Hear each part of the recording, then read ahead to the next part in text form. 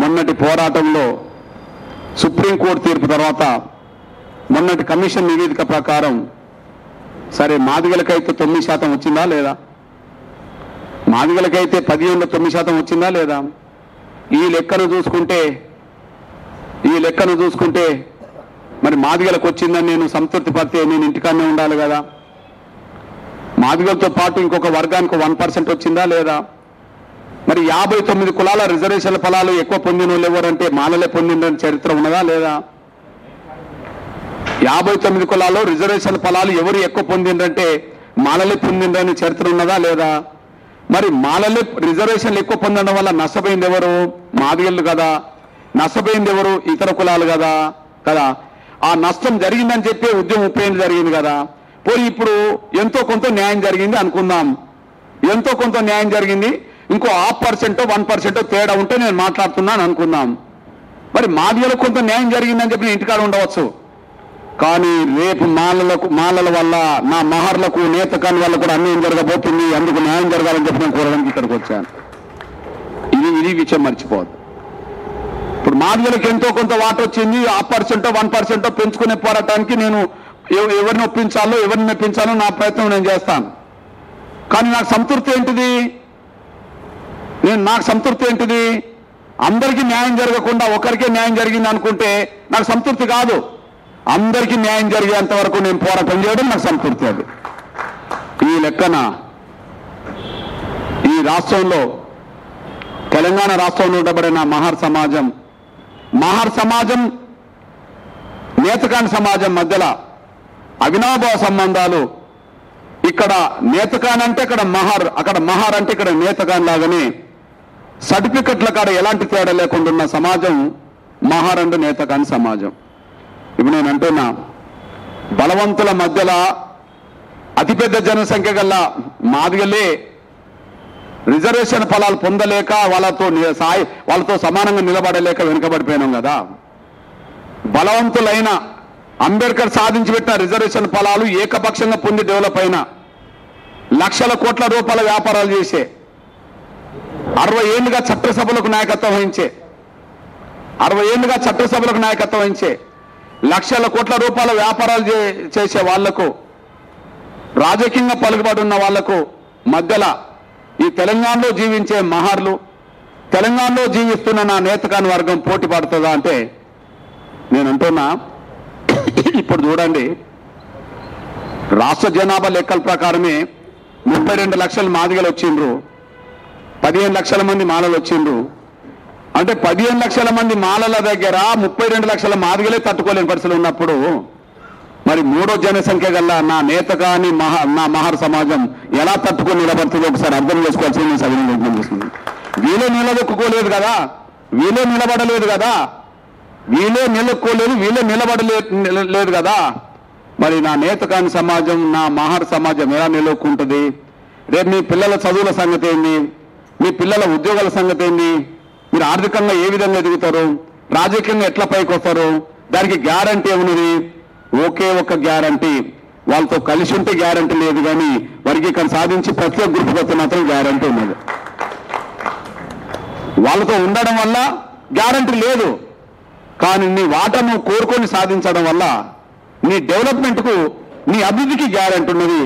నీ బిడ్డల భవిష్యత్తు కోసం నువ్వు ప్రత్యేక గ్రూప్గా కోరుకుంటావో లేదా వాళ్ళతో కలిసి ఉన్నట్టుగా చేసి నీ బిడ్డల భవిష్యత్తును ప్రమాదాలు పాటేసుకుంటావో అది నీ చేతిలో ఉన్నదనేసుకొని మీరు మర్చిపోదు. నా వరకు నేను మాత్రం నా మహర్ సమాజానికి నేతకాని సమాజానికి కాకుండా ఈ దళిత వర్గాల్లో ఏ వర్గానికి అన్యాయం జరిగినా, ఈ దళిత కులాల్లో ఏ కులానికి అన్యాయం జరిగినా వాళ్ళందరి కోసం నేను పోరాటం చేయాల్సిన బాధ్యత ఉన్నది. నేను మాదిగ ఉద్యోగం నడుపుతున్నాను కాబట్టి మాదిగల ఒక్కరి కోసమే నేను పోరాటం చేస్తే, లేదా మాదిగలకు న్యాయం జరిగిందని చెప్పి నేను సంతృప్తితో ఉంటే నిజంగా అన్యాయం జరిగిన వర్గాలకు నేను కూడా అన్యాయం చేసిన అవుతాను. కానీ నేను జీవించినంత కాలం నా కులస్తులు బాగుపడాలని ఎట్లా కోరుకుంటానో అందరూ బాగుపడాలని కూడా నేను అట్లనే కోరుకుంటాను అనేసుకొని మీరు మర్చిపోతాను సార్ అనుకుంటున్నాను. నా కులానికి అన్యాయం జరిగిందని ఉద్యోగం చేసినట్టుగానే ఎవరికి అన్యాయం జరిగినా వాళ్ళ పక్షాన్ని నిలబడడం అనేది ఒక అంబేద్కర్ స్పిరిట్ ఉన్న వాళ్ళందరి పని అని కూడా మీరు మర్చిపోతాను సార్ అనుకుంటున్నాను. నేను డాక్టర్ బాబాసాహెబ్ అంబేద్కర్ స్పిరిట్ అంటే, డాక్టర్ అంబేద్కర్ స్ఫూర్తి అంటే కేవలం ఒక వర్గం కోసం కాకుండా ఎవరికి ఏ సమయంలో ఎవరికి అన్యాయం జరిగినా కులంతో మతంతో సంబంధం లేకుండా ఎవరికి అన్యాయం జరిగినా వాళ్ళ పక్షాన పోరాటం చేయడమే నిజమైన అంబేద్కర్ వాదుల లక్షణం అనేసి కూడా మీరు మర్చిపోద్దని నేను సవినంగా కోరుకుంటూ, దయచేసి ఏదైతే మనం ప్రత్యేక గ్రూపు కావాలనుకుంటున్నామో గప్పుడు మాత్రమే సంక్షేమ రంగంలో వాటా రావడానికి ఉపయోగపడుతుంది, గప్పుడు మాత్రమే ఆర్థిక రంగంలో మనం ఎదగడానికి ఉపయోగపడుతుంది, విద్యారంగంలో ఉద్యోగాల్లో రాజకీయంగా మన షేర్ భవిష్యత్తులో తీసుకోవడానికి ఉపయోగపడుతుంది అనేసి కూడా మర్చిపోద్దని నేను సైనం కోరుకుంటున్నాను. అంతేకాదు మన మహర్ల అస్తిత్వం కూడా ప్రపంచంలో గట్టిగా నిలబడాలి. అంబేద్కర్ పేరు ప్రపంచవ్యాప్తమైంది, కానీ అంబేద్కర్ కులం మహర్లది గౌరవంగా నిలబెట్టాల్సిన బాధ్యత ఉన్నది.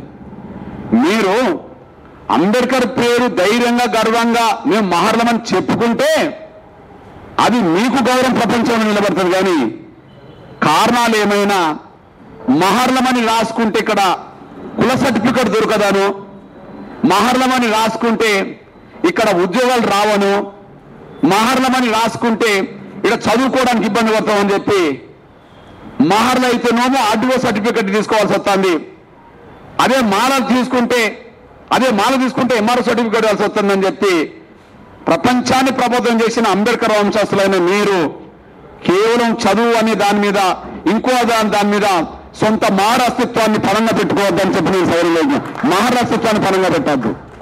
అంబేద్కర్ గౌరవం ఏ స్థాయిలో నిలబడ్డదో ఆ సమానంగా మేము మహర్లని చెప్పుకునే గౌరవం కూడా మీకు దక్కాలి. కానీ బార్డర్ జిల్లాలో ఆదిలాబాద్, ఉమ్మడి నిజామాబాద్ జిల్లాలో మన మహర్లే దాదాపు 60% పైగా, మన మహర్లే 60% పైగా మహర్లని చెప్పుకోకుండా ఇక్కడ మాల సర్టిఫికెట్ తీసుకొని అక్కడక్కడ ఎంఆర్ఓ సర్టిఫికెట్ ఇవ్వడం వల్ల పిల్లల్ని చదివించుకుంటున్నామనే పేరుతో ఏదో ఉద్యోగాలు వస్తాయనే పేరుతో మీరు అనుకున్నా కూడా మన సొంత అస్తిత్వం మాత్రం దెబ్బతింటుంది. ఎక్కడ ఏ రకంగా అన్యాయం జరుగుతుందో దాన్ని ఎదుర్కోవాలి, కానీ దాన్ని ఎదుర్కోవడానికి సిద్ధంగా లేకుండా మన మహారాణి అస్తిత్వాన్ని చంపుకోవద్దనేసి కూడా మీరు మర్చిపోద్దు. అన్యాయం ఏ చోటు జరిగితే ఆ చోట ఎదుర్కోవాలా. అవును, షెడ్యూల్ కులాల్లో మాలలకు ఎంఆర్ఓ సర్టిఫికెట్ ఇస్తే, షెడ్యూల్ కులాల్లో మాదిలకు ఎంఆర్ఓ సర్టిఫికెట్ ఇస్తే మేము కూడా షెడ్యూల్ కులాల లిస్టులో ఉన్నాం కదా, మాకెందుకు ఆర్డీఓ ఇవ్వాలి, మాకు కూడా ఎంఆర్ఓ ఇవ్వాలని చెప్పి మహర్బిడ్డలుగా పోరాటం చేయాలా. నేను 2007లో నా దగ్గరికి కొంతమంది బుడగజంగాలు, డక్కల, చిందు, మాస్టిన్ ఇట్లాంటి కులాలు నా దగ్గరకు వచ్చి, అన్నా మాలా మాదిగలకైతే ఎంఆర్ఓ ఇస్తాడు కుల సర్టిఫికెట్, ఇతర కులాలకు ఆర్డీఓ ఇస్తున్నాడు, మేము అందుకోలేకపోతున్నామన్నా, మాకు కూడా ఎంఆర్ఓనే సర్టిఫికెట్ ఇవ్వాలని చెప్పి నా దగ్గరకు వస్తే ముందు చంద్రబాబుతో ప్రయత్నం చేశాను, కానీ సరిగ్గా రాజశేఖర్ దగ్గరగా పోయి ఆ రాజశేఖర్ కాలంలోని మన వాళ్ళందరికీ చాలా కులాలకు ఎంఆర్ఓ సర్టిఫికెట్ ఇప్పించిన వలసి కూడా మీరు మర్చిపోదని సహాయం కోరుతున్నాను. ఎక్కడ సమస్య ఉంటే అక్కడ ఎదుర్కోవాలి, కానీ పారిపోవద్దు కదా. నీకు ఎంఆర్ఓ సర్టిఫికెట్ ఇవ్వకపోతే ఎంఆర్ఓ ఎందుకు ఇవ్వట్లేదని అడగాల, ఆర్డీఓ నుంచి ఎంఆర్ఓ వరకు తీసుకురావాలని చెప్పాలా. కానీ మహర్లకు ఆర్డీఓ ఇస్తున్నాడని చెప్పి నీ మహర్ అనే సొంత జాతి అస్తిత్వాన్ని పరంగా పెట్టి మనం ఇంకో కులం సర్టిఫికెట్ తీసుకోవడం అంటే డాక్టర్ బాబాసాహెబ్ అంబేద్కర్ గౌరవాన్ని మనం తగ్గించిన వాళ్ళం అవుతామని కూడా మీరు మర్చిపోదని సైతం కోరుతున్నాను. నేను ఈ నేపథ్యంలో మీ అన్నగా చెప్తున్నాను, నేను ఇక్కడ దీపక్ తమ్ముడు ఉన్నాడు, మీ అందరు తెలుసు. ఒకరోజు అంబేద్కర్ రాజగృహం మీద కొంతమంది దుండగులు దాడి చేసి అంబేద్కర్ ఇంటిని ధ్వంసం చేయాలని చూస్తే ఏ దళిత లీడర్ రోడ్డు మీకు రాలేదు, కానీ ఎంఆర్పీఎస్ మొత్తం ధర్నా చేసింది దానికి వ్యతిరేకంగా. ఏ దళిత లీడర్ రోడ్డు మీకు రాలే, కానీ రాజగృహం మీద దాడి చేసిన నిందితులను తక్షణమే అరెస్ట్ చేయాలని చెప్పి ఎంఆర్పీఎస్ మాత్రమే 2 తెలుగు రాష్ట్రాల్లో, దక్షిణాది రాష్ట్రాల్లో పోరాటం పిలుపునిచ్చాం, ధర్నాలు చేశాం. తమ్ముడికి తెలుసు, కేసీఆర్ గారు రాజ్యాంగం మీద మాట్లాడినప్పుడు డాక్టర్ బాబాసాహెబ్ అంబేద్కర్ రాసిన రాజ్యాంగం ఇప్పుడు పనికిరాదు, ఈ రాజ్యాంగం స్థానంలో కొత్త నూతన రాజ్యాంగం దేశానికి రాయాలని చెప్పి ఆయన మాట్లాడితే డాక్టర్ బాబాసాహెబ్ అంబేద్కర్నే నువ్వు అవమానిస్తావా, రాజ్యాంగాన్ని అవమానిస్తావా అని చెప్పి ఎదురు తిరిగి యుద్ధం చేసింది ఎంఆర్పీఎస్ అనేసి కూడా మర్చిపోదు. తమ్ముడు దీపక్ కూడా నా వెంబడే ఉన్నాడు. మూడోది, పంజాగుట్ట కాడ రాజశేఖర్ గారి విగ్రహం ఉన్నది కానీ అంబేద్కర్ విగ్రహాన్ని ధ్వంసం చేస్తే, ప్రభుత్వమే ధ్వంసం చేస్తే మరి డాక్టర్ బాబాసాహెబ్ అంబేద్కర్ విగ్రహం మళ్ళీ అక్కడనే నిర్మించాలని చెప్పి జరిగిన పోరాటంలో అగ్రభాగాన ఎంఆర్పిఎస్ నిలబడ్డది, తమ్ముళ్ళు నిలబడ్డాం, ఇప్పుడు అంబేద్కర్ విగ్రహం అక్కడ నిలబడ్డది. ఈ మూడు చెప్పండి. రాజగృహం మీద దాడి జరిగితే రోడ్డు మీదకి ఎవరు రాలే, ఎంఆర్పిఎస్ వచ్చింది. ఓకే. 2, డాక్టర్ బాబాసాహెబ్ అంబేద్కర్ రాసిన రాజ్యాంగం పనికిరాదంటే ఆ రాజ్యాంగమే ఈ దేశానికి రక్షిస్తున్నదని చెప్పి మాట్లాడింది ఎంఆర్పిఎస్ఏ. 3, అంబేద్కర్ విగ్రహాన్ని ధ్వంసం చేస్తే ఆ ధ్వంసమైన చోటనే అంబేద్కర్ విగ్రహాన్ని మళ్ళీ నిర్మించే పద్ధతిలో తీసుకొచ్చింది ఎంఆర్పిఎస్ మాత్రమే. నేను డాక్టర్ బాబాసాహెబ్ అంబేద్కర్ స్ఫూర్తికి అనుగుణంగా పనిచేసే ఒక కార్యకర్తనే కానీ డాక్టర్ బాబాసాహెబ్ అంబేద్కర్ను గౌరవించే వాళ్ళలో అందరికంటే ఎక్కువ అగ్రభాగాన నేనే ఉంటాను కూడా మీరు మర్చిపోతాను సార్ అనుకుంటున్నాను. ఎందుకుంటానంటే ఆయన మీదున్న గౌరవంతో ఆయనలాగానే సమాజం కోసం పాటుపడాలనే ఆలోచన రావడంతో ఈ పోరాటం 30 ఏళ్ళుగా జరగాల్సి వచ్చిందని కూడా మీరు మర్చిపోతాం. ఆయనలాగా ఆ స్పిరిట్ ఎంతో కొంత లేకపోతే, ఆయన స్ఫూర్తి మాలో కనుక లేకపోతే ఈ 30 ఏళ్ళు పోరాటం జరిగేది కాదు, ఈ 30 ఏళ్ళు నిలబడేది కాదు, మేము కూడా నిలబడే వాళ్ళం కాదనేసి కూడా మీరు మర్చిపోతాం సార్ అనుకుంటున్నాను. అందువల్ల రాబోయే రోజుల్లో మీరు చూస్తారు, ఏ సర్టిఫికెట్ కోసం మీరు కులం మార్చుకోబాకండి, ఏ సర్టిఫికెట్ కోసం మీరు కులం మార్చుకోబాకండి. ఖచ్చితంగా మాదిగలకు ఇతర కులాలకు ఎంఆర్ఓ ఇచ్చినట్టుగానే నా మహర్ సమాజాన్ని కూడా కుల సర్టిఫికెట్ ఎంఆర్ఓ గారు ఇప్పించారు, తప్పకుండా తీసుకొస్తాను నేను. నా మహర్ సమాజాన్ని కూడా ఎంఆర్ఓ గారిని కుల సర్టిఫికెట్ ఇప్పించే విధంగా నా వంతు ప్రయత్నం చేస్తానని కూడా మీరు మర్చిపోతాను సార్ అనుకుంటున్నాను. కుల సర్టిఫికెట్ కోసం డాక్టర్ బాబాసాహెబ్ అంబేద్కర్ సొంత సామాజిక వర్గస్తులైన నా మహర్లారా, కుల సర్టిఫికెట్ కోసం మీరు కులాన్ని మార్చే పద్ధతిలో ఉండబోకుండా నేను సవినంగా కోరుతున్నాను. నేను అక్కడ సమస్య ఉంటే అక్కడ పరిష్కరించుకోవడానికి ముందుకెళ్దాం, ఆడ పరిష్కారం జరగాలని మనం కోరుకుందాం. వాళ్ళకి ఇచ్చినప్పుడు మాకెందుకు ఇవ్వట్లేదు, లిస్టులో ఉన్నామా లేదా, షెడ్యూల్ కులాల లిస్టులో ఉన్నామా లేదా, ఉన్నప్పుడు వాళ్ళకో తిరిగి ఇవ్వడం ఏంటి, మాకో తిరగడం అని చెప్పి గట్ల నిలదీద్దాం. ఆ నిలదీసే కాడ ఉంటా, మీకు సాధించి పెట్టి కాడ ఉంటా, మీ బిడ్డగా మీ అన్నగా ఉంటా, అంబేద్కర్ గౌరవం నిలబెట్టి కాడ ఉంటా. కానీ ఈ పోరాటంలో మాత్రం నా మహర్కు సమానంగా ఉండబడే నా నేతకాని వర్గం సంబంధించిన వాళ్ళందరూ ఒక తాటి మీద నిలబడగలిగితే, ఇంకా కొన్ని దళిత కులాలను మనం కలుపుకొని పోగలిగితే అతి త్వరలో ప్రత్యేక రిజర్వేషన్ కోట మనకు రావడానికి అవకాశం ఉంటుందని కూడా మీరు మర్చిపోదు. ఈ విషయమే నిన్న అన్నను నెంబర్ తీసుకొని, వెంకటేష్ అన్న నెంబర్ తీసుకొని, మన దళిత నాయకత్వాన్ని నెంబర్ తీసుకొని, తమ్ముడు మన బలహీన వర్గాల నేత విఠలు, మన మైనార్టీ నేత ఇస్మాయిల్, తర్వాత పృథ్వీరాజు మన యాదవ్ తమ్ముడు, మహర్ అండ్ నేత కానీ మన హోలేదాసకు సంబంధించిన సంఘాలందరూ తీసుకెళ్లి మీరు ఏబీసీ చేసినట్టుగానే 1, 2, 3 చేసినట్టుగానే గ్రూప్ 1, గ్రూప్ 2 చేసినట్టుగానే గ్రూప్ 4 చేయండి. ఆ గ్రూప్ 4లో మాలను తీసుకెళ్ళండి, గ్రూప్ 3లో మాత్రమే నా నేతగాన్ని మహర్ ఉండేట్టుగా చూడండి అని చెప్పి ఆయన చెప్పొచ్చాం. బహుశా అది కమిషన్ ముందుకు మన వాదన వినిపించే ప్రయత్నం చేయబోతున్నాం.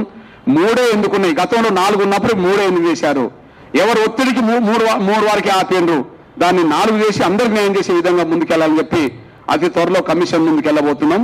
కానీ మళ్ళా మీకు చెప్తున్నా, మీరు విశ్వసించండి, మీరు నమ్మండి, మీరు నమ్మకం కలిగి ఉండండి. ఖచ్చితంగా మీ జీవితంలో మార్పు తీసుకురావడం కోసం నా వంతు నేను జీవితాంతం కష్టపడతానని కూడా మర్చిపోదు. మీకు సేవ చేయడం మాకు అదృశ్యమే కదా, నా మహర్ సమాజం కోసం సేవ చేయడం నాలంటోడికి అదృశ్యమే కదా. ఎందుకంటే ప్రపంచంలోనే మన దళితులని తలెత్తుకొని తిరిగే స్థాయికి తీసుకొచ్చింది అంబేద్కరే కదా. ప్రపంచ దేశాల్లో ఎక్కడ ఇవాళ దళితులు అక్కడ జీవిస్తున్నా కూడా ఇవాళ అంబేద్కర్ను గౌరవించుకుంటున్నామంటే దళితులంగానే ఎక్కువ మంది గౌరవించుకుంటాం కదా, స్ఫూర్తి తీసుకుంటాం కదా. మరి డాక్టర్ బాబాసాహెబ్ అంబేద్కర్నే మన దళిత జీవితాల్లో వెలుగొచ్చినప్పుడు, ఆ అంబేద్కర్ కులస్తుల్లోనే చీకట్లున్నప్పుడు, డాక్టర్ బాబాసాహెబ్ అంబేద్కర్ వల్లనే దళిత జీవితాల్లో వెలుగొచ్చినప్పుడు, కానీ అంబేద్కర్ సొంత కులస్తులైన నా మహర్ జీవితాల్లోనే కొంత ఇంకా వెలుగు రానప్పుడు, అది తెలంగాణలో ఉండబడిన మహర్ల జీవితాల్లో ఇంకా చీకట్లు ఉన్నప్పుడు, ఆ చీకట్లు తొలగించే కాడ నా వంతు పాత్ర పోషిస్తే అంతకంటే నాకు అదృష్టం వేరే లేదని కూడా మర్చిపోతాను సార్ కోరుకుంటూ, మీ సోదరుణ్ణి, మీ అన్నను, మీ తమ్ముణ్ణి నన్ను విశ్వసించండి, ఖచ్చితంగా మీకోసం నిలబడతా, సాధించి పెట్టడంలో నా భాగస్వామ్యం నుంచి కూడా మర్చిపోద్దాం విజ్ఞప్తి చేస్తూ, ఇది చిన్న సమావేశంగా మీరు భావించుకోబాకండి. ఎప్పుడైనా ఒక అడుగుతోటే మొదలవుతుంది, ఎప్పుడైనా 10 మందితో 20 మందితో మొదలవుతుంది. ఆశయం గొప్పదవుతే, సంకల్ప బలం ఉంటే ఎంత దూరమైన పోవడానికి అవకాశం ఉంటుంది, అది సాధించడానికి అవకాశం ఉంటుంది అనేసి కూడా మర్చిపోద్దాం విజ్ఞప్తి చేస్తూ, ఎల్లకాలం మీకోసం నేను పనిచేస్తాననేసి కూడా మర్చిపోతాను గుర్తు చేస్తూ. ధన్యవాదాలు.